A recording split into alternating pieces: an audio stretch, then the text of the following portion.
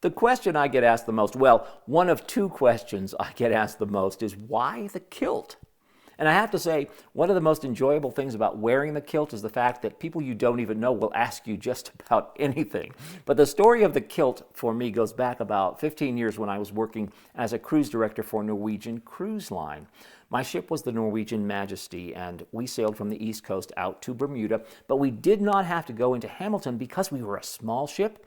We could navigate the little passageway called the Cut that gets you into the harbor at St. George's on the northern end of the island. St. George's is a charming little British town, and downtown is a little British clothing shop. And because we were in port for 4 days at a time, I would walk by that shop a couple of times a week at least, and in the window were kilts. And I would always stop and look and say, I'm going to get myself a kilt one of these days. Well, the days came and went, the ship was sold, the crew came home, and I came to Prescott without my kilt and basically forgot about it. But a few years ago, sadly, I lost my dad, and then shortly afterwards my mom. And after having taken care of them and dealt with their estate and all of the emotion that goes with that, I got to the point where I decided I needed to do something for myself. So I asked myself, what is something you always wanted? And the first thing that popped into my head was, I want a kilt. And buying a kilt is not as easy as it might seem, especially if you want a good kilt.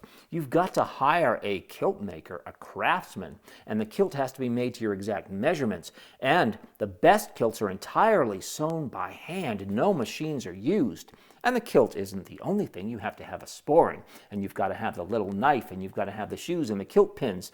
So I got my kilt. And then I got another kilt because, of course, there are thousands of different tartans. So plenty to choose from. And then another kilt, but I'm not going to tell you exactly how many kilts I have, but there is a new one on the way. And, I think for the most part, the kilt and real estate are a perfect match because I'm not the hard sell type of a person, and I don't have to be with the kilt. People will approach me. And a kilt is symbolic of what people come to Prescott for. It's a lifestyle where you can do what you want to do and be who you want to be and be happy about it. No matter where I am, Whiskey Row, Courthouse Plaza, out in the restaurants, the theater, out on a hiking trail, when people see that kilt, they smile. And I can't think of a better reason to wear it. My name is Ered Matthew. I hope you enjoyed this little story. Thanks so much for watching. Take care.